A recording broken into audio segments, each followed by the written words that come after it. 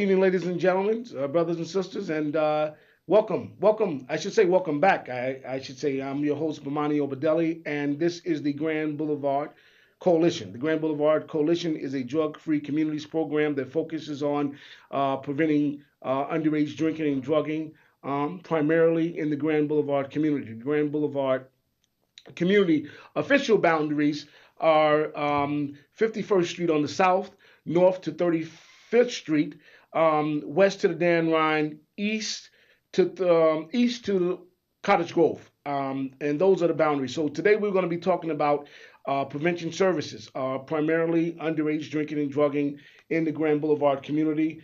And you can reach us. This is a live call-in show, 312-738-1060. 312-738-1060. We're going to be talking about prevention and you in the community. And, as I was just coming on, if you don't know, hooray, hooray to the brave bipartisan efforts in Springfield, we now have a state budget.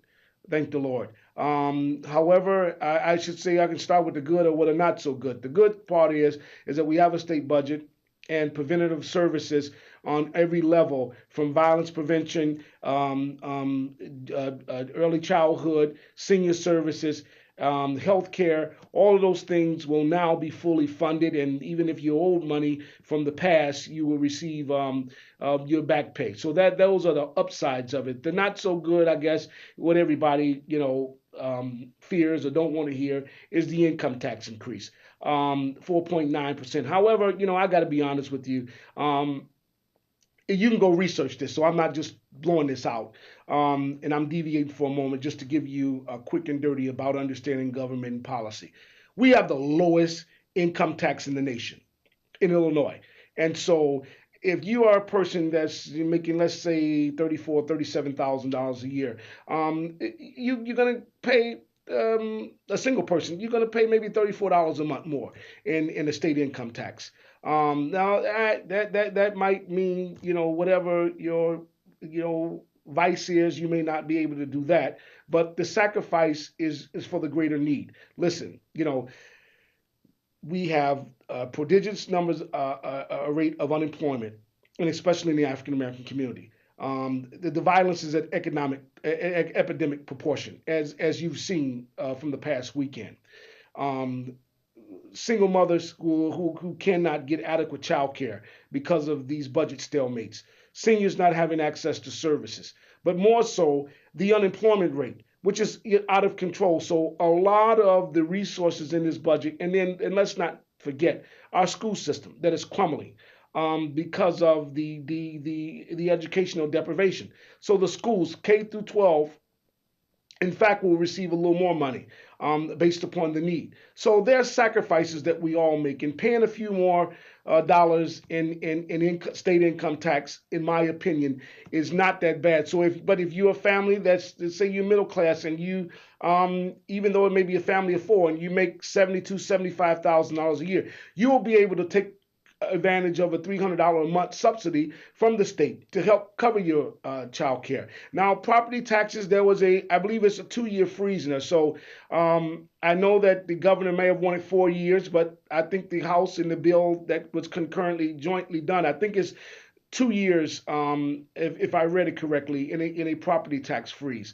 Now, this has nothing to do with what's going on with the county or any other taxes that you maybe get or proposals that are on the table to deal with other government bodies. This is the state of Illinois, and which the state constitution says has the primary responsibility for funding education in the state of Illinois. And so even though all these things that we're talking about, and we're talking about prevention services and drug prevention and crime prevention and violence prevention, all those things are additional, and you may feel some certain type of way about funding those type of initiatives, but they are necessary. They are necessary when you look out over the landscape and see what we are facing today. They are necessary. So I would encourage you now. You can join me in the conversation, 312-738-1060, and we certainly can talk about what your thoughts are on the budget and what's in it and what's not. I do know that unfortunately, though the universities will open, they've received a cut in this budget, somewhere between, I think the city colleges across the board have a 5% cut, and the state universities, received a 10% cut. What that looks like, what would that do to the state university system? I'm not certain. Would it mean higher tuitions? Possibly. Will that mean that there will be some services cut that the colleges and the university offer? And when I say the state colleges, that's like your Illinois State. That's your UIC, Circle, and Champaign. That's Eastern Illinois. That's Chicago State, Governor State, Western, Northwestern. Strike that, not Northwestern. I'm sorry, Northeastern. I did mention NIU, Northeastern, and Eastern Illinois University. Those are the state universities systems that receive money from the state of Illinois. Southern, I should mention all the people that I know. Dakota, SIU down in Carbondale, and so those are the schools and that will receive that 10% reduction. Then you have your city colleges, and that's Malcolm X, that's Daly, that's Wright College, and then you have the city colleges in around the South Suburban area, South Suburban College, which is like a 2-year college, junior college, but considered what we call a city college. It's your 2-year universities, for the most part, that are funded by the state through tax dollars. So listen, it is I know it's like taking castor oil when you're sick. It's like us who live in these communities where they're plagued with the violence. It is a bitter pill to swallow.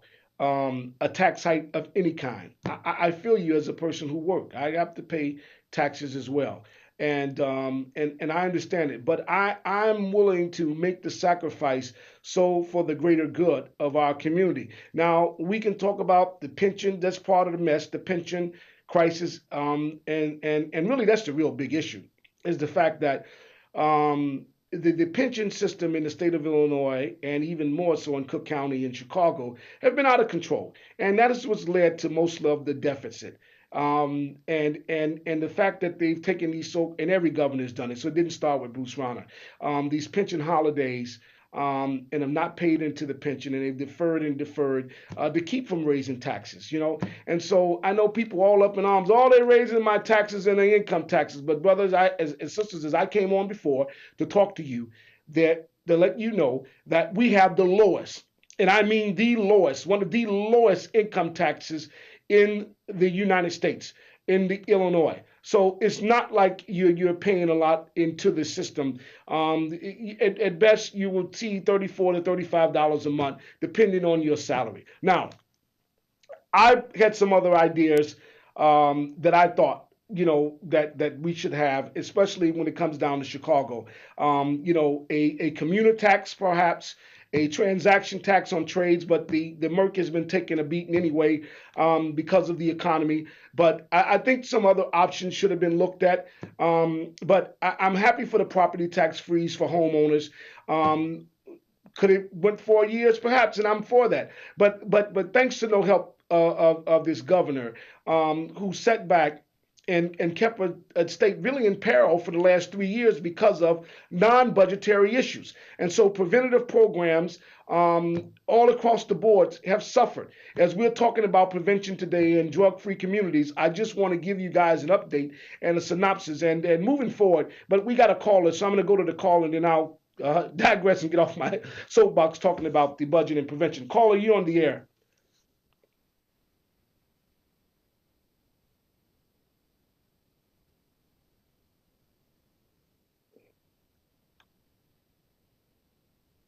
Yes.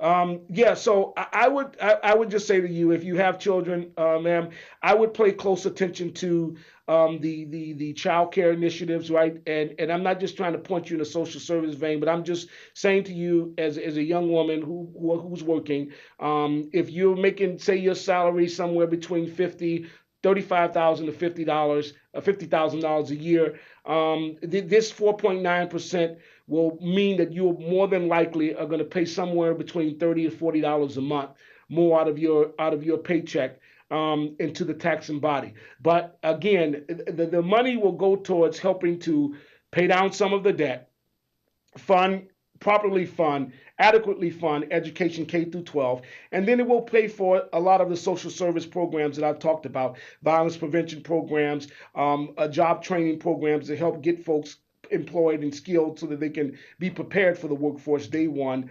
It will also help pay our medical bills and pay for some senior services, support services as well. So, I know that makes you may say, well, that has nothing to do with me. I'm young, I'm vibrant, but we all have to sacrifice. So I would say you read the newspapers, but I will give you a much better reference because it just deals with the legislative body and it kind of breaks it down in yeoman's terms.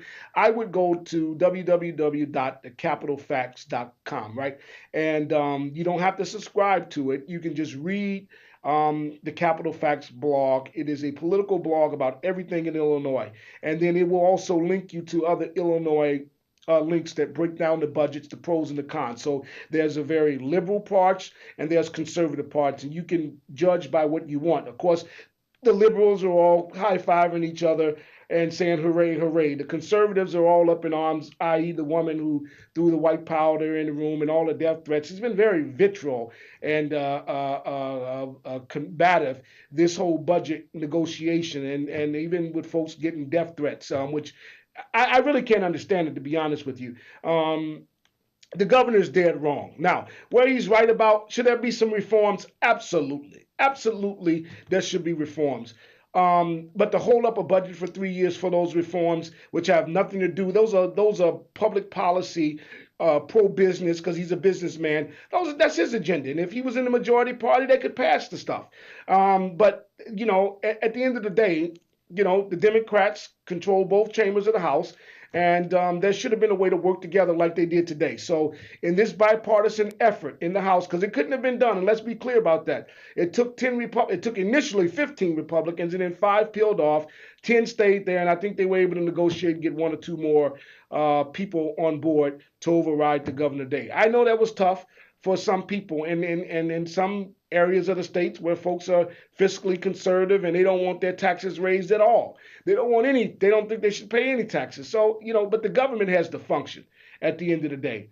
And we need revenue for the government to function. And where are you going to get the revenue from? What do you think that, not by osmosis, the money wasn't just going to fall out of the air. And we couldn't float any more bonds. You can see where the bond rating is almost at junk status. So to break it down to you and any other listeners, and thank you for your call, caller, that we unfortunately needed this tax hike. Um, I'm just glad it was not a sales tax. I don't think we need another sales tax. I'm just glad they didn't raise the property tax anymore. Those are issues that I can understand that can make people uneasy, especially when tax bills just came out and you just got your homeowner's tax. I understand, but I would say to you, um, these are perilous times, and that we're faced with tough times, and there had to be some sacrifices, whether you agree with it or not. I believe in having a safety net in this state, and that I think that those of us who can, and he got away, the unemployment rate is just out of control, especially in the African American community, which is what I want to talk about today, and violence in the community, and what we need to do to build collaboratives and staying involved and not just letting this stuff become immune to us. But I got another caller on the air. Caller, you on the air. Good evening, caller. You on the air.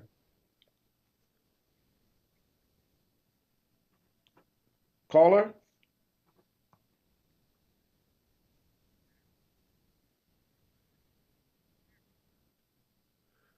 Okay, so can you repeat that because I didn't hear you all the way, caller. I'm sorry.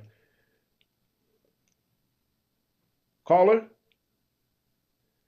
Well, maybe you can call back because I didn't get your whole point. If you can call back, I heard you talking about wanting a smaller government, and yeah, I think that you know, in theory, that would be nice. If are there some duplicity in government? Perhaps. Could there be some merging of state agencies? So I like can we merge the comptroller with the treasurer's office? Perhaps. I agree. Can we put now with the population at the Illinois Department of Children and Family Services at its lowest rate of young people that they've ever have intaked in a long time? Could they merge into the Illinois Department of Human Services? Perhaps, if someone wanted to do that. But I would say to you, that's not going to get us anywhere near $6 billion. Um, that's not going to. You're talking about hundreds of million maybe, but it's not the billions of dollars that we're in debt, right? So, do we cut people off Medicaid and Medicare? We stop paying to that. Do we stop offering services to senior citizens who many have worked all their lives and have contributed to a tax body? And find themselves now in a place where they need the government to help them? Do we cut them off? Do we not help the poorest of the poorest of this state? I just don't know that we do that, caller.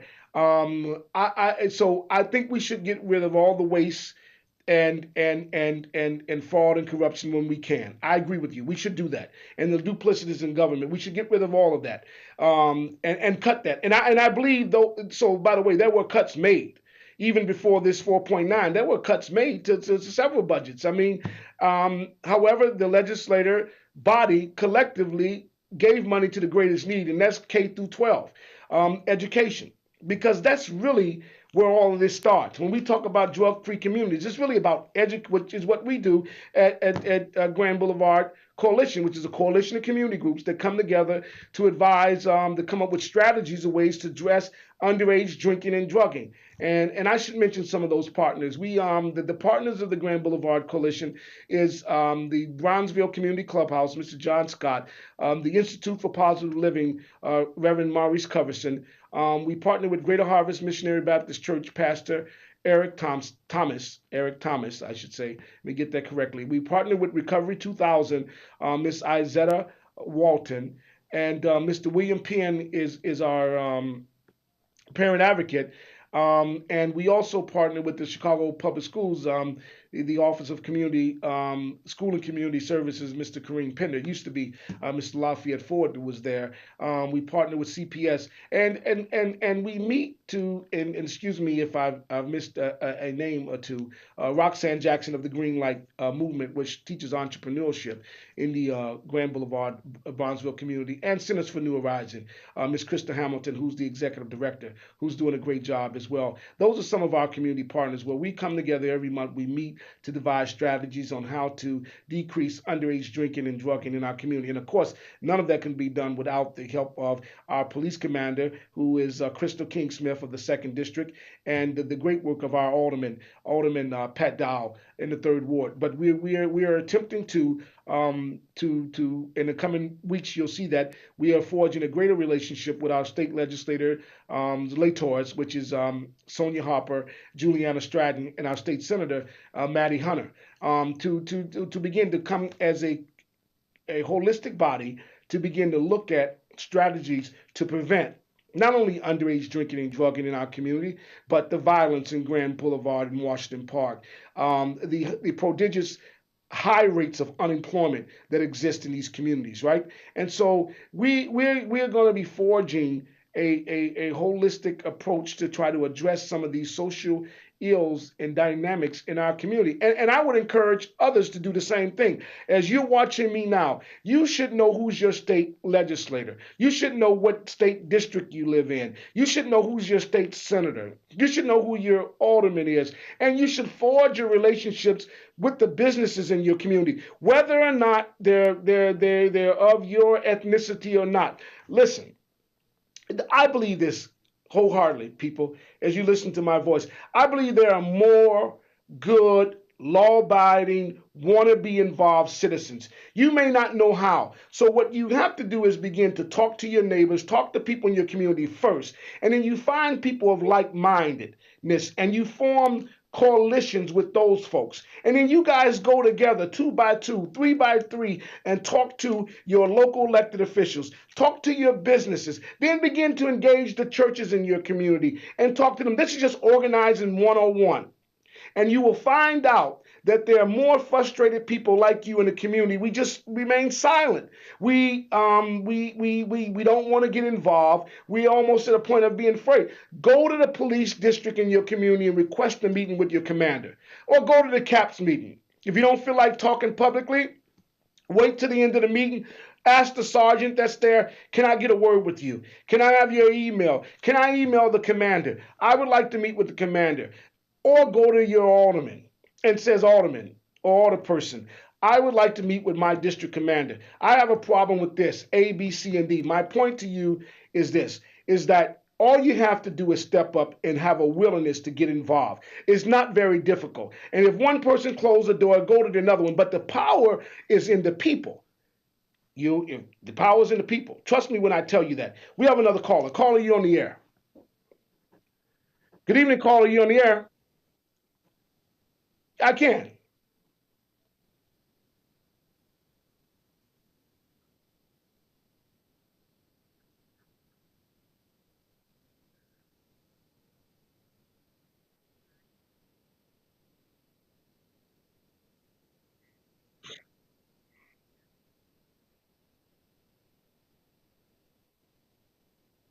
Police can pull us over for assembling, something like that. I just heard about it today, but it's something that I don't agree with. It's not passed yet. The bill has not passed, and I'd like to be able to call someone in my government to let them know that I don't agree with it.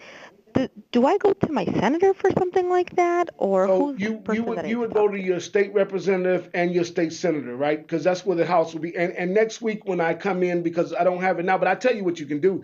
It's simple. You can call 311, which is the local information body here, and then you can ask them to patch you in or to give you the number to your, if you know your state rep is your state rep's Okay. name or your state senator, you would absolutely go to them.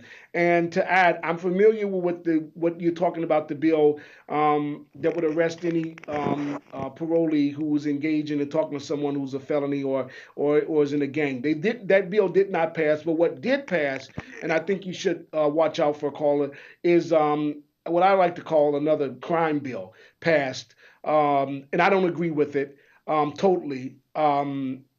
But if you are a repeat a gun offender, it automatically carries a 5 to 7 penalty if you get caught with a weapon. Now, and the only reason why I'm saying I don't agree with it because I don't agree with mandatory minimums. I don't think mandatory minimums have solved anything in our community, caller. But I'll engage you at another time because next week we're going to have more guests from the community that'll be talking. But when we get back to talking about legislative and initiatives, but everybody, I implore you, find out who your state senator is. Find out what district you live in. Find out who your county commissioner is. Find out who your alderman is if you don't know that. Your ward, your precinct. These things are very important to know. And we can all give back because we can all serve.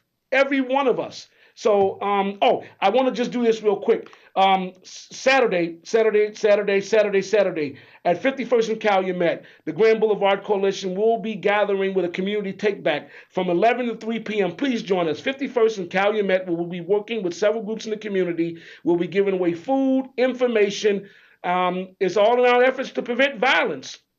It's a positive laudering, community take back. So I just want to say that. And then if you want to reach us here at Grand Boulevard Prevention Services, I got to move this over a little bit so that you can see it is stuck. I'm sorry. 312, here's our number, 312 538 312 588 3868. 312 588 3868. You can reach us at Grand Boulevard GBPS 2016 at gmail.com. Again, I want to thank you so much for your time and your services. Until next week, keep the faith. Peace.